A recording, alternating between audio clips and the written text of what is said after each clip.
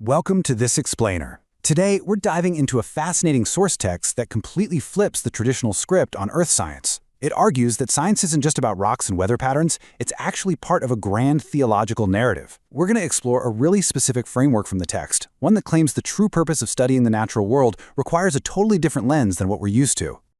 So, to kick things off, let's start with a foundational question that the source poses directly to the reader.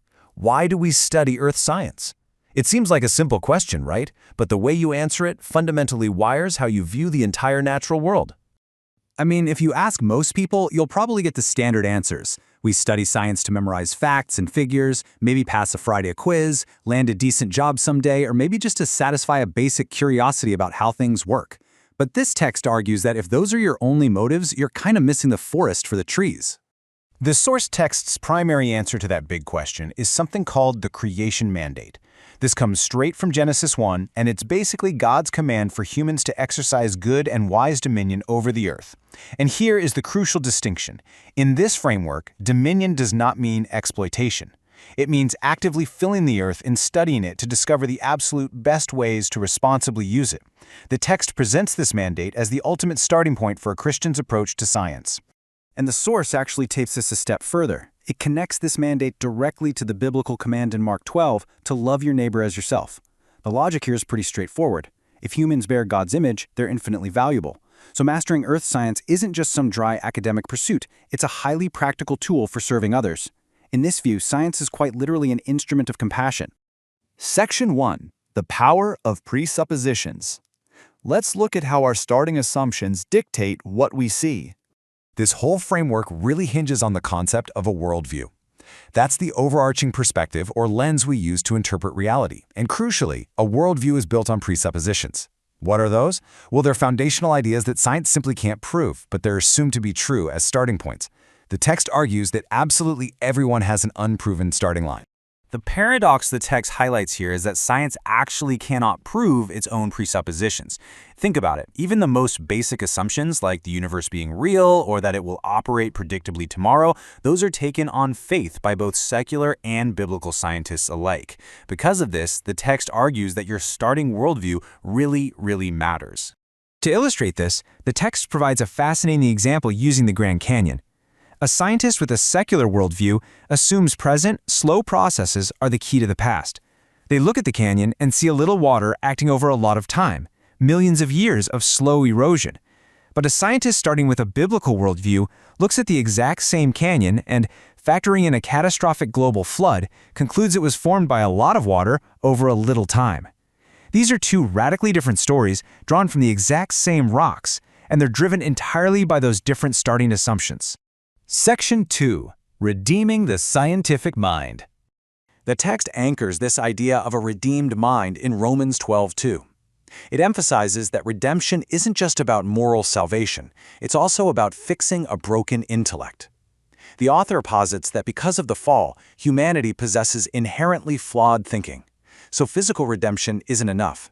According to the source, a scientist actually needs a renewed, redeemed mind to accurately interpret the natural world as it truly is. This creates a very clear, step-by-step sequence in the author's argument.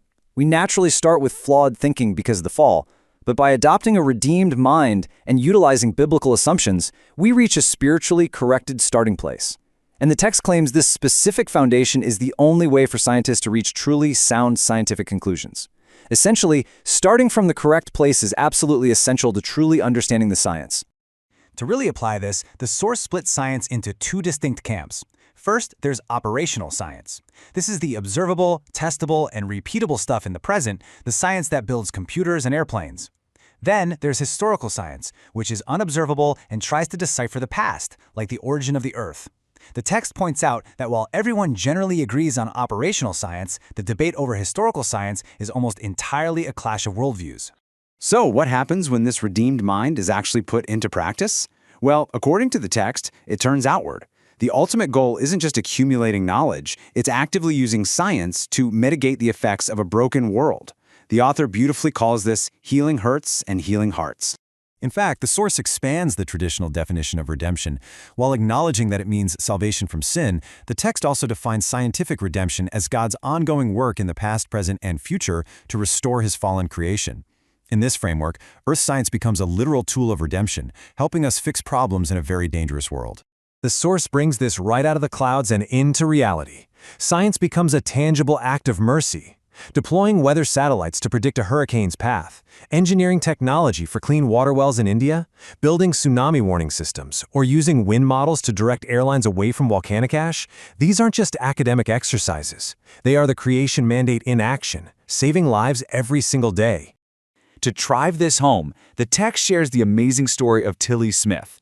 She is a young girl who actually used her understanding of Earth science to spot the warning signs of an incoming tsunami, and she ended up saving dozens of people on a beach. Her story is used to prove a really powerful point. Learning science equips you to serve humanity. It's dominion used for protection. So, let's summarize this unique framework. The text argues that by starting with a biblical worldview and a redeemed mind, scientists are uniquely positioned to discover the truth. And armed with that truth, they can fully step into the creation mandate, exercising good and wise dominion to innovate, protect, and ultimately serve a fallen world so much better than they could have otherwise. We've unpacked a fascinating philosophical framework in this explainer. And regardless of your own personal background, it leaves us with a really compelling question. How does your own internal worldview act as a lens? What are your unproven starting points, and how do they shape your interpretation of the facts around you every single day? It's definitely something to think about. Thanks so much for joining me, and keep learning.